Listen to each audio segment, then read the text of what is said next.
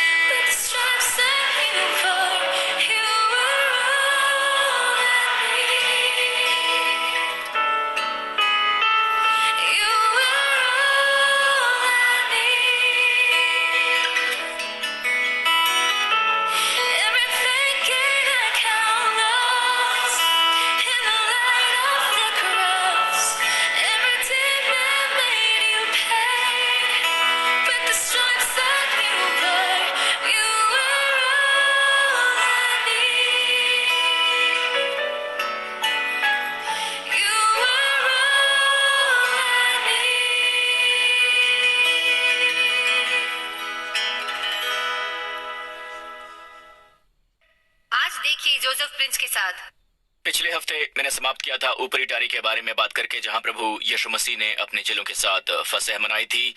चलिए वहां से ही हम आगे चलते हैं। जरा ध्यान दीजिएगा, देखते हैं कि प्रभु ने हमारे लिए क्या रखा है। वो जिस घर में जाएं, मनुष्य का हवाला देते हुए उस घर के मालिक से कहना, गुरु कहता है कि मेरी पाहुनशाला जिसमें मैं अपने चेलों के साथ फसह खाऊं कहाँ है। वो तुम्हें एक सजी सजाई और तैयार की हुई बड़ी अटारी दिखा देगा। वहां हमारे लिए तैयारी करो।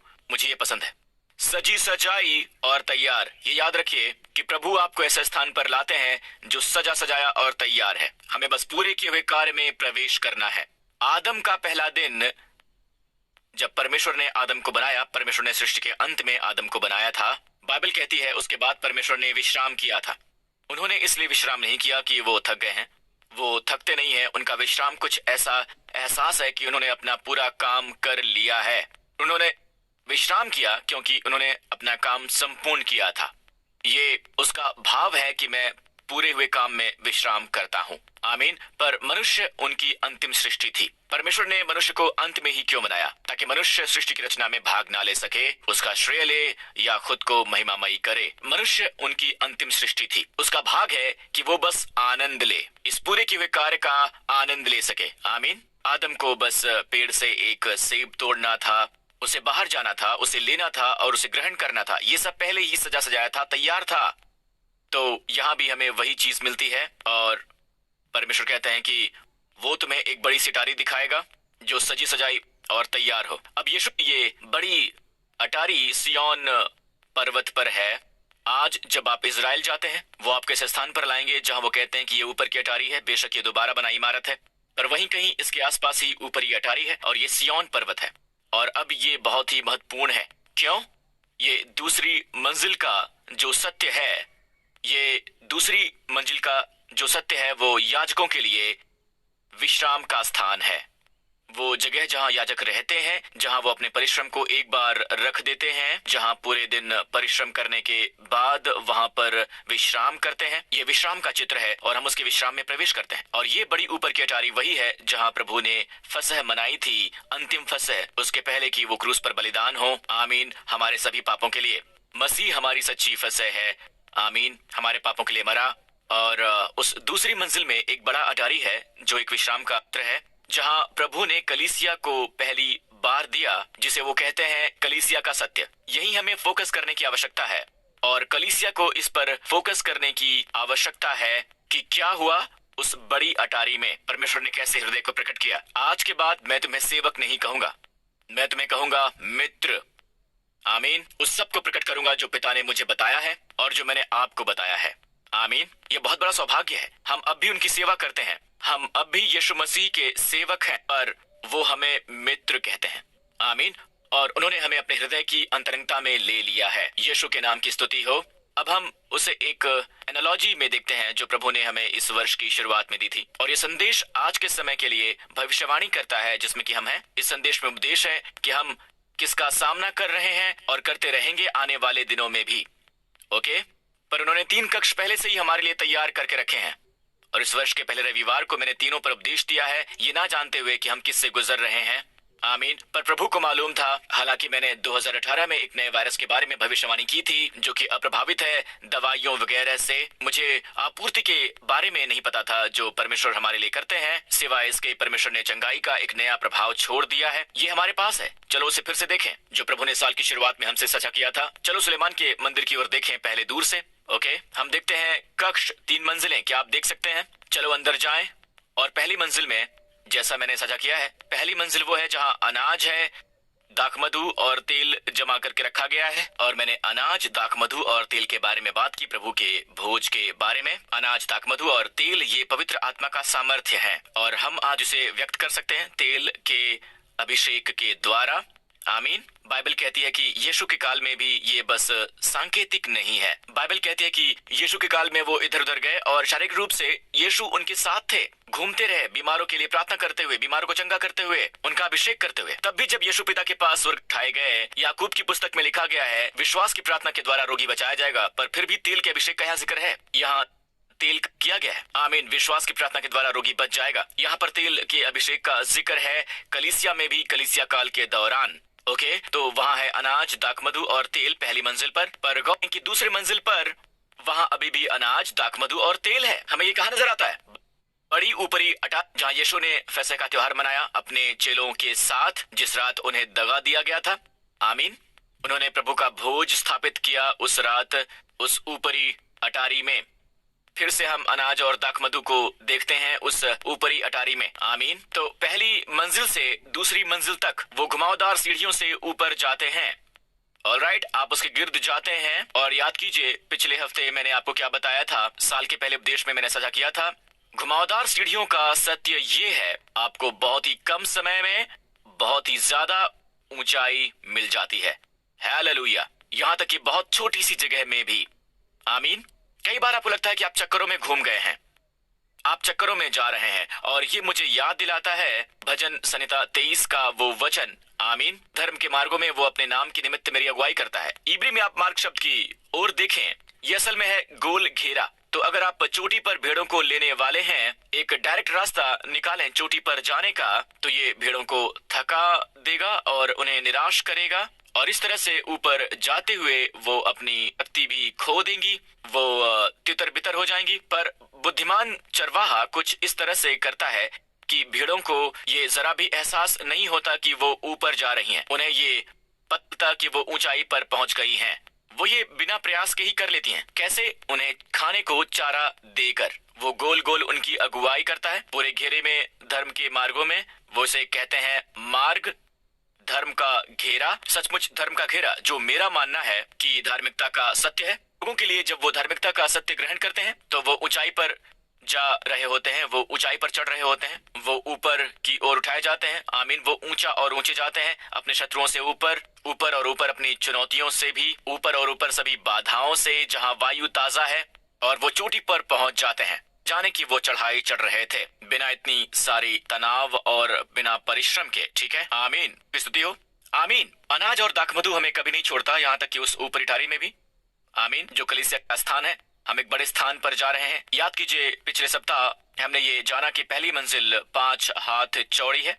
आमीन। फिर आप जाते हैं 6 हाथ की चौड़ाई पर, राइट। फिर सबसे ऊंचे तीसरी मंजिल पर यह चौड़ाई है 7 हाथ की, यानी संपूर्णता का अंक। तो आपके पास है अनुग्रह, लोगों की संख्या, क्योंकि वो मनुष्यों की जरूरतें पूरी करता है, सेहत और वो सब चीजें। फिर हमें मिलती है संपूर्णता, 7 हाथ चौड़ी मंजिल जो है तीसरी मंजिल। आमीन। 5 हाथ, 6 हाथ, 7 हाथ। तो हम हमेशा बड़े स्थान पर जा रहे हैं, समृद्ध स्थान पर जा रहे हैं, चौड़े स्थान पर जा रहे हैं। आमीन।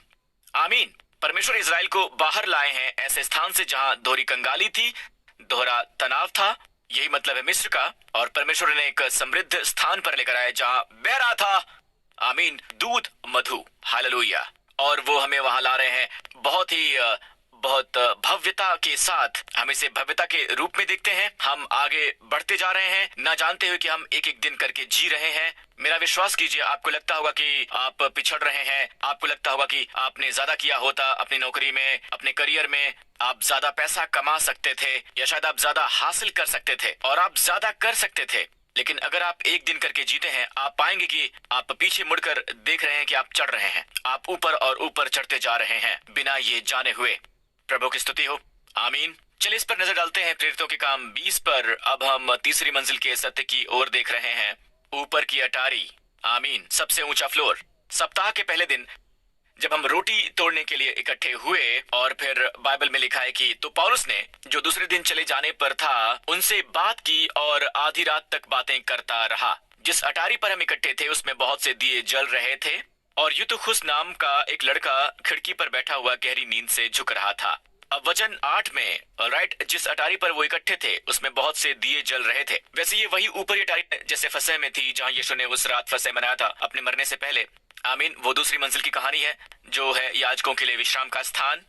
पर याद करें, सुलेमान के मंदिर में ऊपरी अटारी वो स्थान है जहां वो सोना, दशमांश और चांदी जमा करके रखते थे। ये एक तस्वीर है मंजिल की। अब ये है ऊपरी अटारी जिसके बारे में प्रेरितों के काम 20 में बात की गई है, जिसमें लिखा है कि बाद में एक नौजवान व्यक्ति तीसरी मंजिल से नीचे गिरेगा। ये ऊपरी अटारी है तीसरे मंजिल पर, मंदिर के संदर्भ में। ध्यान दीजिएगा। देखिए, पुराने नियम में लिखी हर एक बात बस जगह भरने को नहीं है, वो वहां पर हमें निर्देशित करने के लिए। आमीन। कि हम पुराने को सामने लाते हैं, क्योंकि हम पुराने के खजाने को सामने लाते हैं उसका कारण। तो आमीन।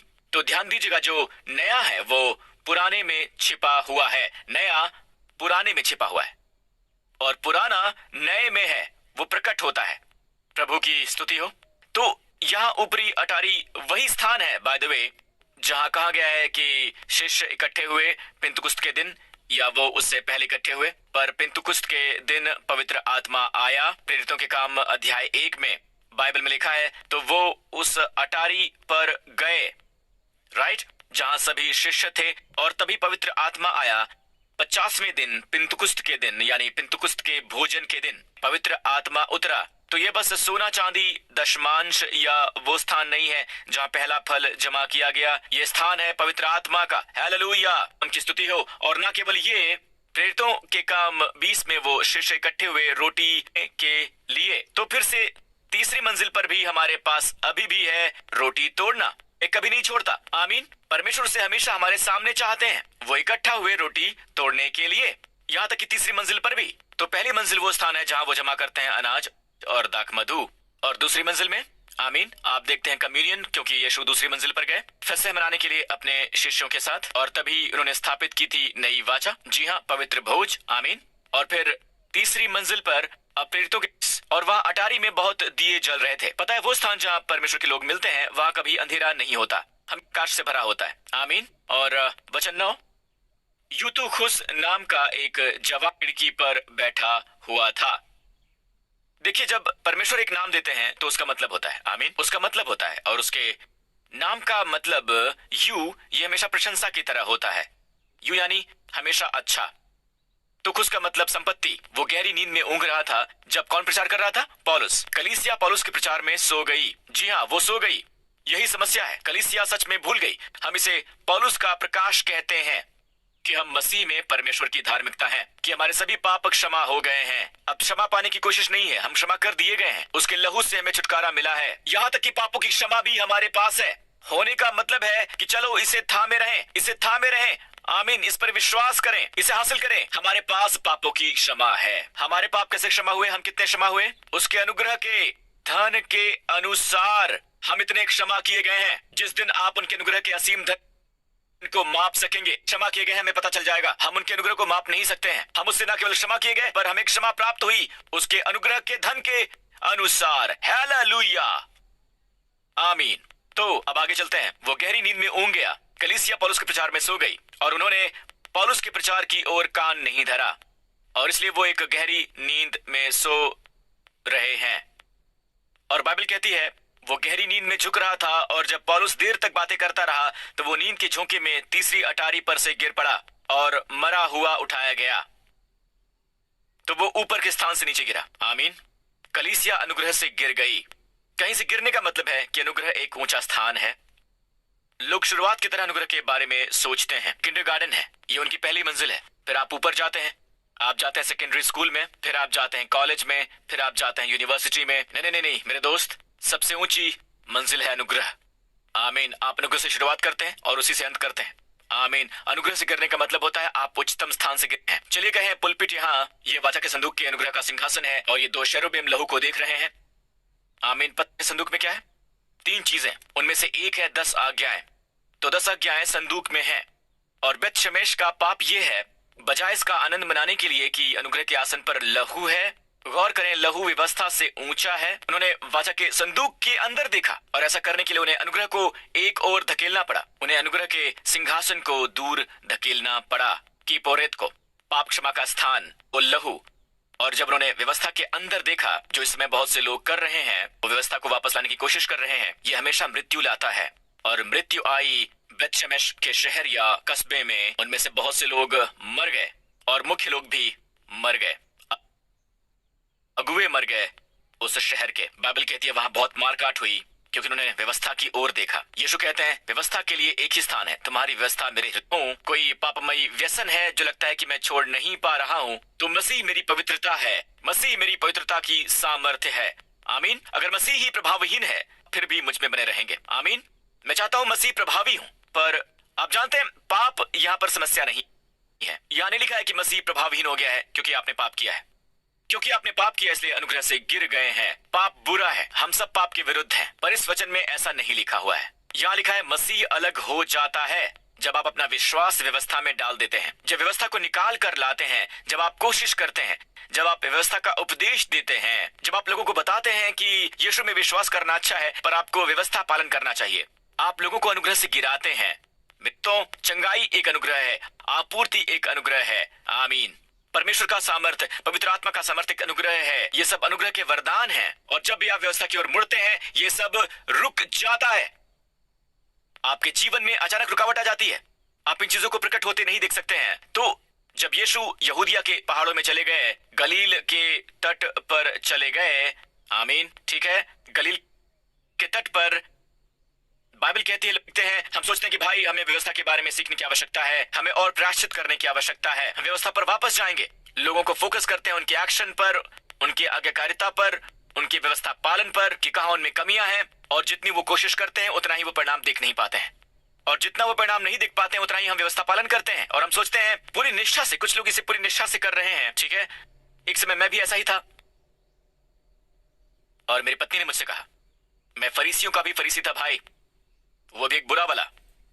मैंने अपनी पूरी कोशिश की, मैंने अपने सारे पाप स्वीकार किए, और मैं सोचता था कि दूसरे लोग अपने पापों को स्वीकार क्यों नहीं करते हैं, वैसा क्यों नहीं करते, क्योंकि मैं सोचता था कि पापों को स्वीकार करना बहुत जरूरी है मेरे पापों की क्षमा के लिए। ऑलराइट, तो ये अलग ही उपदेश है। मैं पाप स्वीकृति में विश्वास करता हूं, पर मैं इसलिए नहीं करता कि मैं हो सकूं, मैं स्वीकार करता हूं कि मैं हूं। प्रभु की स्तुति हो। और मैं आपको बता दूं कि कलीसिया ने इसे मिस कर दिया, और हम वापस व्यवस्था पर जाने की कोशिश कर रहे हैं, जो हमारे गिरने का कारण बन रहा है, और ज्यादा अनुग्रह से। आमीन। और आप में से जो भी व्यवस्था द्वारा उचित ठहराए गए हैं, आप अनुग्रह से गिर गए हैं, और ये अच्छा भाग्य क्यों? क्योंकि वो हार गए हैं। कलीसिया अच्छा भाग्य हार गई है क्योंकि वो अनुग्रह से गिर गए हैं। कलीसिया अनुग्रह से गिर गई है और वो पौलुस के उपदेश भूल गए हैं। हमें वापस जाने की आवश्यकता है पौलुस के प्रकाश पर। पूरी बाइबल परमेश्वर की ओर से है, ये मत भूले कि पूरी बाइबल हमारे लाभ के लिए है। जी हाँ, हमारे लाभ के लिए, पर पौलुस का प्रकाश सीधे सीधे हमारे लिए लिखा गया है। आमीन। चले चलते हैं प्रेरितों के काम 20 पर। परंतु पौलुस उतरकर उससे लिपट गया और गले लगकर कहा, घबराओ नहीं, क्योंकि उसका प्राण उसी में है। और ऊपर जाकर रोटी तोड़ी और खाकर इतनी देर तक उनसे बातें करता रहा। पौलुस नीचे गया उन नौजवानों के पास, और पौलुस ने उससे गले लगाया। पता है, ये नौजवान पीढ़ी, ये हमारे अच्छे भाग्य हैं। आमीन। मैं इस समय भविष्यवाणी की बात कर रहा हूं। जिन दिनों और जिन मौसम में हम हैं, नौजवान लोग कलीसिया में जाते हैं, वो हमारे युद्ध खुश हैं, हमारे अच्छे भाग्य हैं। उन्हें गले लगाने की आवश्यकता है, दुत्कारने की नहीं। उन्हें गले लगाने की आवश्यकता है, आमीन, और प्रेम देने की। उन्हें गले कैसे लगाना है? उन्हें गले लगाओ पौलुस के प्रकाश से। पौलुस ने उसे गले लगाया, मृत्यु से निकाल जीवन लेकर आया। जिस तरह हम लोगों को अपनी ऊँगती हुई गहरी नींद से, जहां वो यीशु का प्रकाश नहीं देखते थे, इसलिए नहीं कि प्रभु चमक नहीं रहे हैं। आप जानते हैं दोपहर का समय कितना उजाला होता है जब आप बाहर जाते हैं, सूरज चमक रहा होता है। अगर आप अंधे हैं तो इससे आपको कोई फायदा नहीं होता है ना। तो अगर आप सो रहे हैं या आप मरे हुए हैं तो ज्यादा रोशनी भी काफी नहीं है। आमीन। पर परमेश्वर आपको पौलुस का प्रकाश देते हैं, और आपको उसकी बूंद बूंद ही ग्रहण नहीं करनी है। आपको पौलुस के प्रकाश को गले लगाना है, और वो आपको मुर्दों में से जीवित करके जिंदा बना देगा। हालेलुया। और पौलुस उस नौजवान को वापस तीसरी मंजिल पर लेकर गया। आमीन। और जानते हैं क्या? उन्होंने फिर भी तोड़ी और खाना खाया। मैं हमेशा अपने पास्टर मित्रों से ये कहता हूं कि अगर मैं होता और मैं किसी को मुर्दों में से जिलाता तो हम बहुत आनंद मनाते, और कुछ देर आनंद मनाने के बाद हम घर जाते, प्रभु भोज के बारे में भूल जाते। पर जरा इसे देखिए, पौलुस के लिए प्रभु का भोज कितना ज्यादा महत्वपूर्ण है। आमीन। और तब जब कोई मुर्दों में से जिलाया गया है, उन्हें यह करने की आवश्यकता है कि वो ऊपर जाएं, उस जगह से वो गिरे हैं, और प्रभु का भोज ग्रहण करें। हालेलुया। आमीन। धन्यवाद यीशु, धन्यवाद यीशु। तो पौलुस बातें करता रहा कि पाव फट गई, फिर वो चला गया, और वो उस लड़के को जीवित ले आए और बहुत शांति पाई, बहुत शांति। हालेलुया। धन्यवाद यीशु, यीशु के नाम की स्तुति हो। अगर आपने कभी प्रभु यीशु में अपना विश्वास नहीं डाला है, प्रभु यीशु मसीह पर हर कोई जो इसे देख रहा है, जो झुका है अपनी चिंताओं से, अपनी नौकरी के बारे में, नौकरी खोने के बारे में, नौकरी ना होने के बारे में, बेरोजगार होने के बारे में, अपने परिवार को आपूर्ति देने में सक्षम ना होने के बारे में, मैं आपके लिए जुबली की घोषणा करता हूँ। आमीन। आपके सर्वोत्तम दिन बस आने ही वाले हैं। इससे उलट कुछ मत कहिएगा, क्योंकि बाइबल में लिखा है कि जो भी जीवन से प्रेम करेगा अच्छे दिन देखेगा। हालांकि आजकल जो हो रहा है वो अच्छे दिन नहीं लग रहे हैं, ये तो बुरे लगते हैं। अपनी जुबान संभालिए, अपनी जुबान को बुराई से बचाइए, कुछ भी बुरा मत बोलिए। कहिए, परमेश्वर यीशु के नाम पर मेरे लिए प्रदान करेंगे। मैं मुक्ति की घोषणा करता हूँ यीशु के नाम पर, हर भय से, चिंता से और कल की चिंता से। वो चिंता की कुछ पर्याप्त नहीं होगा। मेरे परिवार की आपूर्ति कौन करेगा? मैं सभी चिंताओं से, परवाहों से यीशु के नाम पर मुक्ति की घोषणा करता हूँ। मैं घोषणा करता हूँ चंगाई की, जीवन की और शालोम शांति की आपके मनों में, आपकी भावनाओं में। यीशु के नाम पर विश्राम कीजिए। परमेश्वर आपकी परवाह करेंगे। अगर वो आकाश के पंछियों की परवाह करते हैं, जिनके पास ना तो कोठरी है ना खलिहान है, तो क्या आप आकाश के उन पंछियों से ज्यादा मूल्यवान नहीं हैं? उन्हें यह भी नहीं पता कि कोविड-19 हर तरफ फैल रहा है। दोस्तों, परमेश्वर आपकी परवाह करेंगे। बस आप उनके राज्य को ढूंढें, उनकी धार्मिकता को, अपनी धार्मिकता को नहीं, उनकी धार्मिकता को, और ये सारी की सारी चीजें आपस में जुड़ जाएंगी। परमेश्वर आपको आशीष दे। हम फिर से मिलेंगे। लव यू यीशु के नाम पर, और तब तक यीशु की ओर देखते रहिए।